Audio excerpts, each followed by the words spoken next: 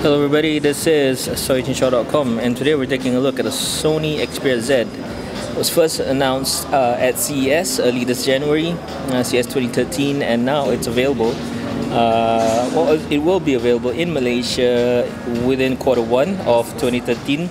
That means hopefully it'll be in the country before the end of March. In terms of pricing, none has been announced today at the regional launch right here in Singapore. But we're expecting the device to be around 2,000 ringgit and thereabouts. Alright, so let's talk about the hardware aspects of the device. The Xperia Z comes with a 5-inch full HD 1080p display. That's a resolution of 1920 by 1080 with a 5-inch screen that gives you a pixel resolution of 440 ppi thereabouts. It comes with a 1.5 GHz Qualcomm processor with 2 gigs of RAM and 16 gigs of onboard storage. In terms of the display, we like it. I mean, by itself, it's a stunning display. But if you compare it with an AMOLED display, you get better blacks and also a better color contrast with AMOLED. So, you know, LCDs are nice, but not as good as AMOLED displays. Other than that, you get a 2 megapixel front camera. I don't know whether you can see it. The front camera shoots HDR video in 1.8 megapixel and 1080p full resolution. Okay, and at the back is a 13 megapixel camera with Exmor RS backside illuminated sensor. That should give you a really good low light performance. There's also NFC, as you can see there, and this stunning glass finish at the back as well. It's probably one of the most beautiful. It's the best color for this Xperia Z. We really like this purple color. It's unique, and it goes well with guys or girls. Gorgeous. Full glass front and back.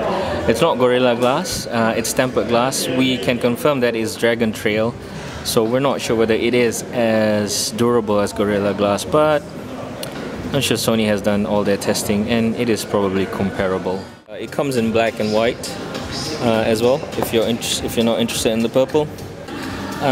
You would also be interested to know that it supports LTE 2600 MHz. That's band 7. That is compatible with Malaysia. So if you're interested in running an LTE phone, this is probably one of the best phones out there that you can get. It is water resistant and dust resistant. IP rated IP55 and 57. So that means that it's very unlikely that you're going to get water inside the device. Obviously, of course, you need to have all the ports closed. So the top part is the headphone jack. Oops, drop test. So the top part is the headphone jack, as you can see there.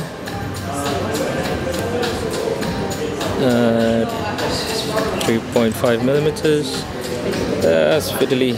Okay, and on this side you get the SIM card slot. So let me try and open that up for you guys. Sony has really improved on the design of the ports as well. Because now it's not that finicky and not that difficult to use to open up. Okay. Right, on this side you get your micro SD card slot and your USB power and charging port. They've also included a dock connector, which is quite interesting considering that the device is waterproof and dustproof. So this dock connector is designed to work with the device. Considering that it's waterproof and dustproofed. Right, so let's take a look at the camera. As we mentioned, there's a 13 megapixel rear camera and a 2 megapixel front-facing camera. Both of these cameras shoot not only HDR pictures but also HDR videos. Not in full resolution though, so it's a smaller resolution. Sony has also updated the camera interface so that it's consistent with most of its point and shoot cameras, and also added this superior auto mode. So it's like smart auto, where it detects whether you're in you know, whether you're taking a portrait picture or whether you're taking a low light condition picture or whether you're taking a fast moving picture. Right, as you can see, so it'll change to low light. That's low light mode right there. And then you have, you know, various other modes. So when you're in Xperia Auto, it will always shoot in HDR, and that's not full resolution, so you only get 12 megapixel. If you want to go the full Monty 13 megapixel, you gotta switch HDR off, and that's in the normal mode. So we're switching HDR off, and then you can see that you can boost the resolution all the way up to 13.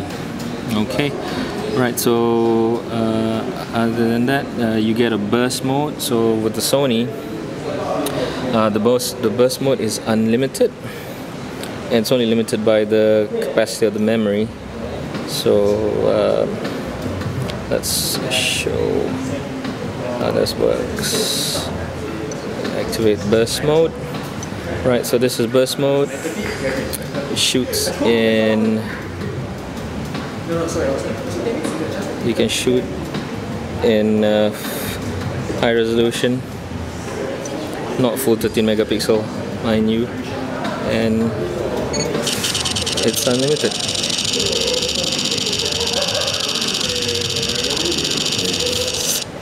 Alright, so there you go. You can shoot as many shots as you wanted. We went all the way to 102. And the good thing is the pictures are all stored in a folder, so if you want to delete the whole 102 pictures, you don't have to select each and one of them. You can just delete the whole folder if you want to. Yeah, so there's no dedicated button, it's missing. So that means there's no real pure fast capture on this device. But Sony has this thing where you can, there's a shortcut in the home screen where you can swipe to activate the camera and also take a picture, as you can see. So you can quick launch the camera and just launch the camera or launch and capture. So by default it's launch only, so you can decide to have launch and capture. It's somewhat like fast capture, but not as good without a dedicated camera button. It's running Android 4.1.2. There's no indication of whether Sony is going to update the device, but you know, we're thinking that they will. And they've added this nifty little function. It's called small apps. It's nothing new. Some of the latest Sony devices before the Xperia Z has this function as well, but it's worth highlighting. So you can have calculator up and also open a browser and move it around and do your calculations while you're browsing. There's a few other features as well, like a timer, notes, and a voice memo. You can also install more small apps that you can get at the Google Play Store. We also like this new, it's not really new, but it's somewhat redesigned multitasking tray here. So it's nice. It's a nice design. So there's a custom skin definitely on the Xperia Z, just like any other Android devices. That was the first look at the Sony Xperia Z, coming to Malaysia in Q1 2013. Pricing has not been confirmed, and if you're wondering, it does support our LTE network. So thanks very much for watching, thanks very much for liking the video, and thanks very much for subscribing to our channel. Catch you guys later.